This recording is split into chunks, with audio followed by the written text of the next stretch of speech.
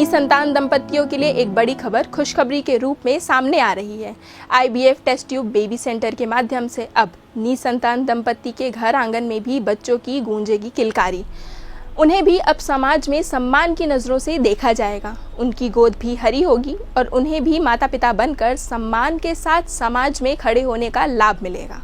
Media से बात करते हुए डॉक्टर सुविधा कालवेट ने कहा कि निश्चित ही जिन निसंतान दंपतियों की गोद अब तक सूनी है, उन्हें अब तकनीकी से बच्चों का सुख मिलेगा और भविष्य में किसी भी तरह की कोई दिक्कत या परेशानी नहीं होगी।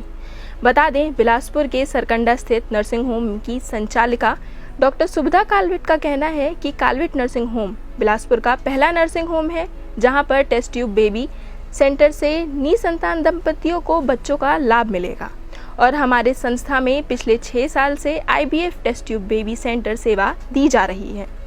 इसमें अब तक 1000 से ज़्यादा महिलाओं को IVF से लाभ मिल चुका है, जबकि 5000 से ज़्यादा दंपतियों को सफल इलाज किया जा चुका है। यहाँ तक 30 वर्ष का अनुभव भी है, जिसका पूरा फ़ायदा निसंतान दंपतियों को मिलेगा।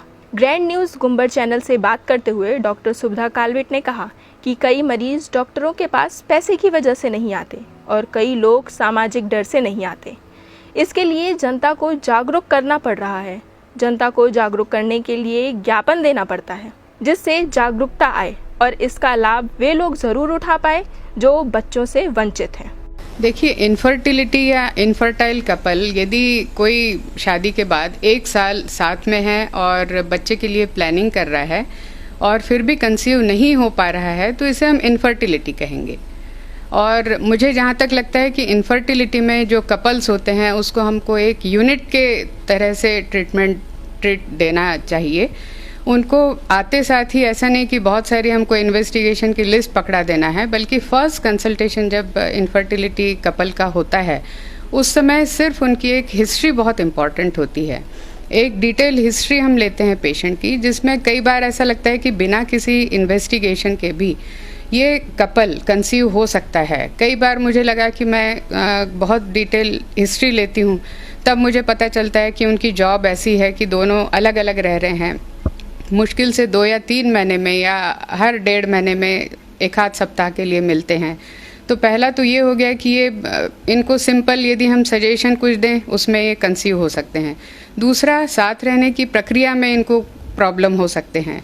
तीसरा, हो सकता है कि इस कपल को सही समय भी पता नहीं है, इसलिए यदि उनको हम ये हिस्ट्री के दौरान सब समझा देते हैं तो कई कपल सिंपल हिस्ट्री और काउंसलिंग के बाद ही कंसीव हो जाते हैं।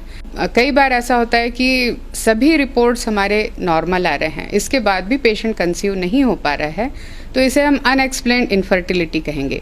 और मेरे ख्याल से अनएक्सप्लेन्ड इनफर्टिलिटी ट्रीट करना सबसे कठिन है, क्योंकि अब इसमें हमको एक सेकंड लेवल की काउंसलिंग की ज़रूरत है। मुझे कई बार ऐसा लगा कि जब मैं पेशेंट की काउंसलिंग करती हूँ सब रिपोर्ट्स नॉर्मल थे। एक कपल की मैं आपको बात बता रही हूँ कि सब कुछ रिपोर्ट्स नॉर्मल हैं, सब हैं, शादी को 3 साल हो गए, 4 साल हो गए, पर जब हमने देखा कि दोनों इतना 12-12 घंटे काम कर रहे हैं, उनमें इतना ज़्यादा स्ट्रेस फैक्टर था और उनके घर में भी कुछ इस तरीके के प्रेशर होते हैं कि वो उस 3 या 4 दिन को नॉर्मल तरीके से वो ट्रीट एक दूसरे को नहीं कर पाते हैं। हो सकता है उसी समय 3-4 दिन में पेशेंट काफ़ी डिस्कम्फर्ट महसूस करता है। हम तो बोल के फ्री हो जाते हैं कि ये 4 दिन आपके लिए बहुत इम्पॉर्टेंट हैं, पर पेशेंट वही 4 दिन एक IIT की एग्ज़ाम जैसा लेता था। मैंने उस कपल को कहा कि ठीक है, आप 3-4 दिन कहीं बाहर घूम के आ जाइए, और मेडिसिन जो चल रही थी रूटीनली वो चलती रही।